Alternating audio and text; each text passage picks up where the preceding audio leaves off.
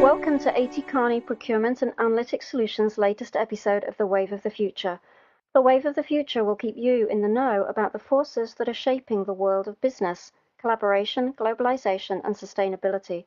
We'll talk about how these forces are changing the marketplace and the innovative solutions that A.T. Kearney is bringing to our clients. We'll bring you real-life stories of how we're working with our clients and practical solutions to meeting the challenges of an increasingly virtual, decentralized, and resource-constrained world. Sharing knowledge is powerful. From London, I'm Helen Clegg, and I'm here today with Raj Arumugam in Chicago to talk about a procurement topic. Today, we want to focus on the importance of developing good relationships with suppliers. Welcome to our podcast series, Raj. It's good to have you here. Raj is a sourcing associate in the procurement and analytics team within A.T. Kearney. Raj has over 10 years of industry experience in operations, research, product development, and supply chain. Raj has worked across Asia as well as supporting plants in Europe and the Americas, and recently spent 3 years on the ground in China establishing a regional procurement office. As part of the China assignment, Raj established a regional supplier development team in Asia, which supported the development of an Asia supply base for a large automotive parts manufacturer. Raj's interests include supply chain strategy, procurement transformation, and emerging market sourcing activities. So Raj, welcome. And I'd like to start by asking you to define Supplier Relationship Management, or SRM as it's known. It's a term that we often hear people use, but what does it really mean? Good evening, Helen, and a big hello to all our listeners. SRM is a comprehensive approach to managing a company's interactions with its suppliers. So, the primary goal of SRM is the seamless integration of processes between a company and its suppliers. SRM has a business practice element to it and a technology element to it as well. And it can be considered to be part of the information flow component of supply chain management. A good SRM practice these days will recognize suppliers can no longer be bullied into submission. Suppliers should be treated as trusted partners and are very critical to the success of any business. Now, Raj, one of the findings of the latest A.T. Kearney Assessment of Excellence in Procurement study was that companies are targeting SRM to discover the next frontier in value creation. Why do you think that's the case? In the current situation, companies face many challenges, some of which are raw material price volatility, supply chain disruptions, and costs associated with these disruptions, socio-political and economic factors, supply base shifts, reduction in supply base, globalization, consumer awareness to sustainability and the related impact on environment, ethical sourcing practices, human rights and welfare issues, regulatory requirements, influences of social media and NGOs and other bodies. As you can see, the list is long and pretty exhaustive, and companies that ignore their supplier relations will lose their competitive advantage as they are not prepared to face some of these challenges. Companies that have a robust SRM practice have a broader peripheral vision, and they discover hidden value by collaborating with their supply partners. Raj, how can companies benefit from building a good SRM practice, and what are the key challenges in building one? I want to talk about challenges first. Establishing an SRM practice comes with its own complexity, primarily because for an SRM practice to be successful, the team has to be very cross-functional in nature. Managing a cross-functional team always poses challenges in relationship management. So, like I said earlier, companies that are in a better position to handle the challenges that we discussed will have to have a good SRM practice. And one of the key elements in the SRM practice that we in A.T. Kearney focus on is collaboration. Collaboration helps companies identify opportunities that may not have been identified or may not even have existed because there was no trust in the relationship between the parties. So this brings an interesting example to my mind from my previous work experience. I was in China on assignment at the time, and it was the Beijing Olympics. And because the quality of the air was not improving as quickly as it was needed to stage the Olympics, the government imposed a moratorium requiring all chemical plants to shut down within a certain radius of Beijing. This meant many of the suppliers that we were sourcing material from were affected, and loss in volumes could mean production disruptions. But because of the strength of our relationships that we had developed through supplier development activities with these suppliers, the suppliers chose to give us the volume that they had committed at the cost of other customers. This is a prime example of collaboration succeeding and helping a company face a challenge. Raj, that's a really interesting example, so thank you for sharing that. Now, you've talked about supplier relationship management and the benefits companies can gain from building a good SRM practice. So, where does supplier development fit into this picture? The key element that I want to focus on a good SRM practice is collaboration. For collaboration to emerge between partners, there has to be a level of trust that is achieved through building a strong relationship. Supplier development, in A.T. Kearney's view, is any form of assistance provided to existing or prospective suppliers that will help the supplier achieve proficiencies that they could not have achieved on their own. The assistance can be in the form of technology, operations, training, financial support, etc. And the key element of any supplier development activity is conducting on-site assessments to map the current state of suppliers and help them achieve an improved future state.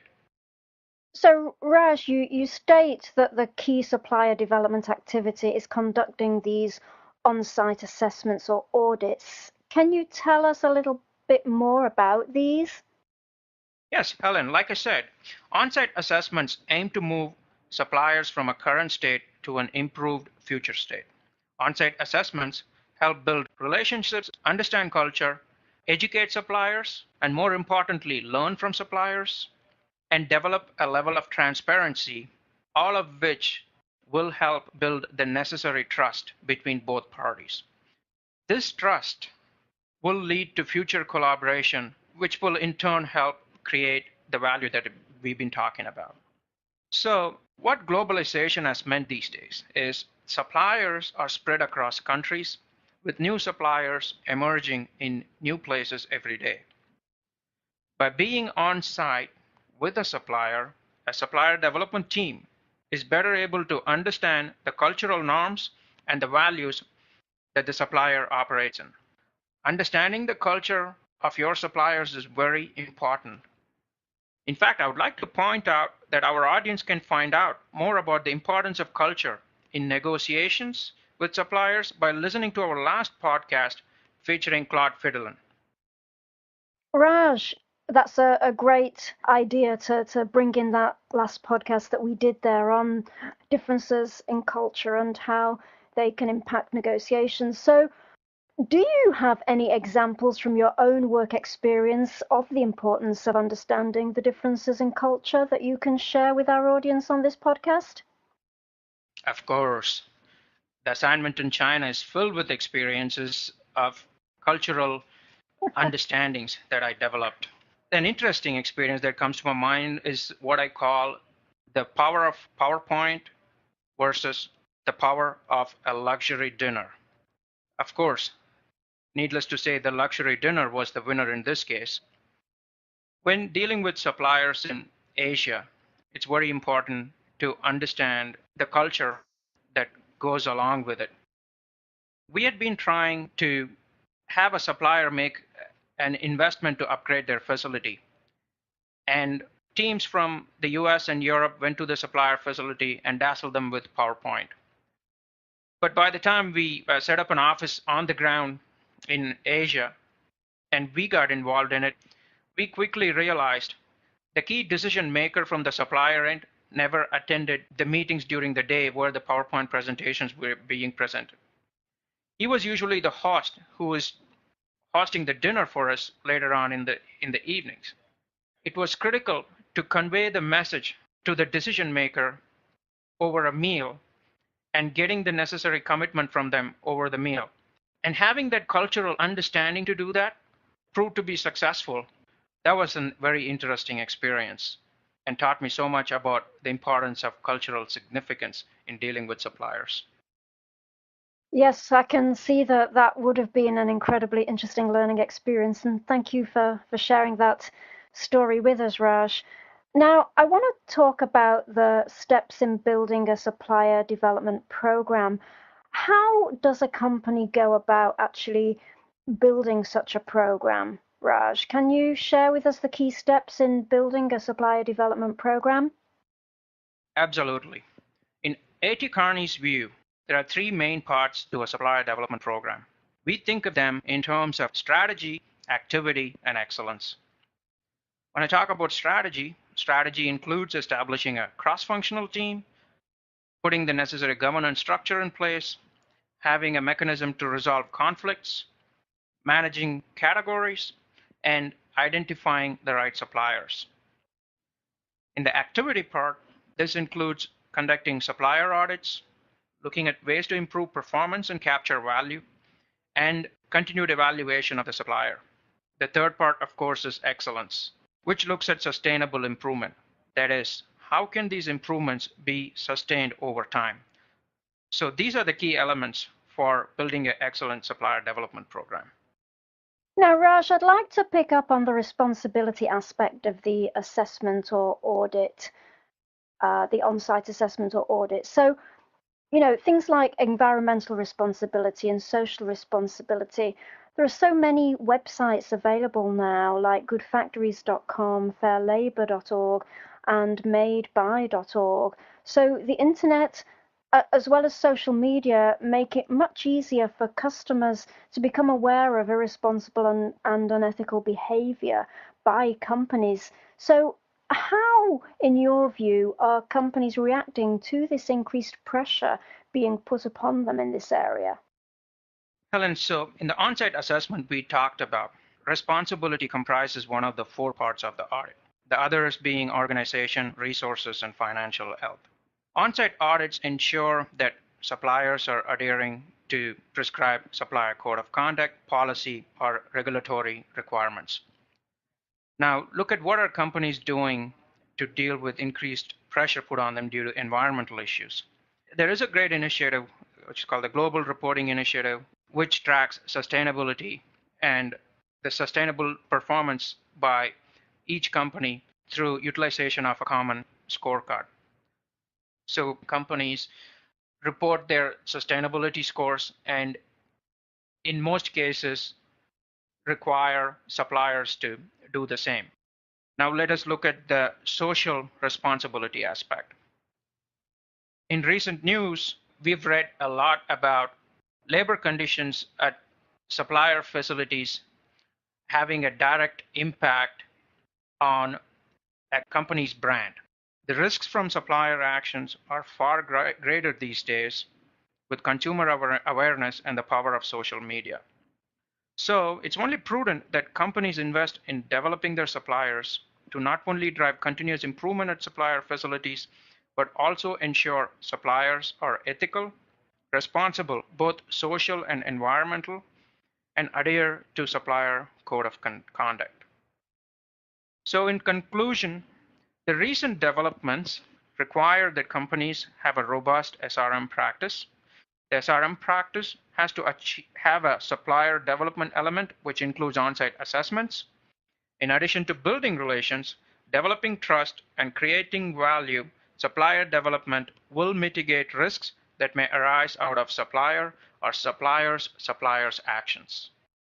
And Raj, the last question in this podcast. What are the steps in a typical SRM engagement? We help our customers in establishing or improving their existing SRM practice. And in a typical SRM engagement, we tackle 4 steps. In the first phase of it, we segment and analyze your suppliers. Then we conduct an assessment phase and look for joint process improvements, product spec improvements, collaboration, which is where the most of the podcast has focused on. Third is getting together with the stakeholders and prioritizing the right opportunities so they deliver value. And fourth is planning for the implementation and sustaining it so that it will provide a growing advantage to our clients. Thank you, Raj. So to summarize, SRM is an important part of the procurement process and is an ongoing activity. Companies that have a robust SRM practice and spend time developing their suppliers through a supplier development program can definitely gain a competitive advantage. On-site audits or assessments play a key role in the supplier development process. When doing business with suppliers around the globe, remember the importance of culture in negotiations. Listen to our podcast on the cultural differences in negotiations, which we released last month. You may also want to listen to our podcast on the latest A.T. Kearney Assessment of Excellence in Procurement study, which we released in October 2011. This brings us to the end of the podcast on developing good relationships with suppliers. I'm Helen Clegg in London, and I'd like to thank Raj Arumugam in Chicago for being our speaker today, and to Tom Klein, our production engineer based in San Francisco. Thank you for listening to this edition of The Wave of the Future. Join us again soon for the next podcast. If you have any comments on this podcast, please tweet them via Twitter. Our Twitter handle is @ATKPAS. Alternatively, you can email us at podcasts@atkearney.com. This has been an A.T. Kearney Procurement and Analytics Solutions podcast production. Join us again next time for The Wave of the Future, and remember, sharing knowledge is powerful.